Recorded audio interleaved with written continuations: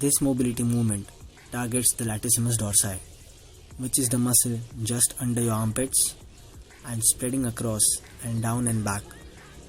By isolating the back muscles with this movement, you can focus specifically on them without tiring your biceps or triceps.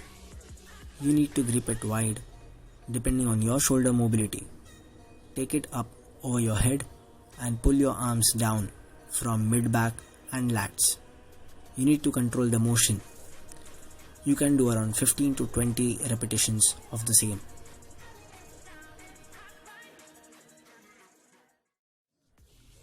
Mobility exercises encourage lengthening of your muscles and associated tendons. Short and tight muscles can lead to pressure on nerves and pain. Hold a PVC pipe or even a stick straight. Without bending your elbows, pass the stick over your head and down to your back. Then bring forward to front. If your elbows bend, your hands are too close together and will not gain benefit of stretch. Widen hands until you can pass the stick through without bending your elbows. Wider the hands, the easier the motion.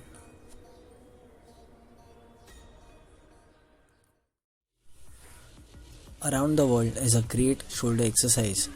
This exercise targets the anterior, posterior and the lateral deltoids in a rotational movement that also strengthens rotator cuff muscles.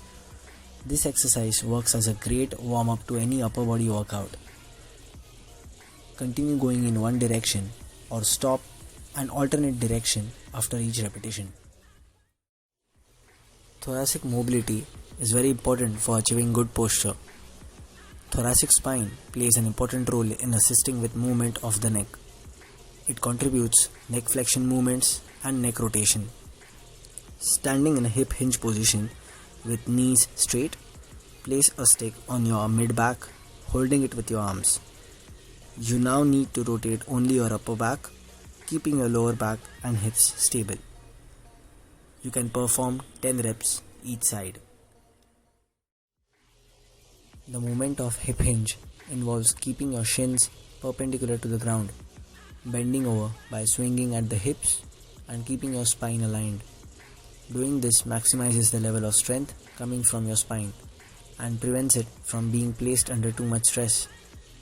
Erector spinae is the primary muscle required to maintain a neutral lumbar spine during the hip hinge.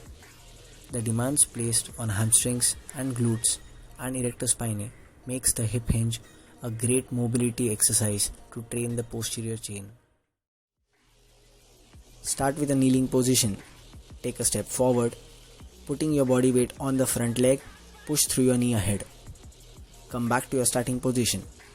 Repeat this 10 to 12 times and then switch the leg. The hip mobility in this video is directed at lengthening some of the muscles crossing the front of the hip joint.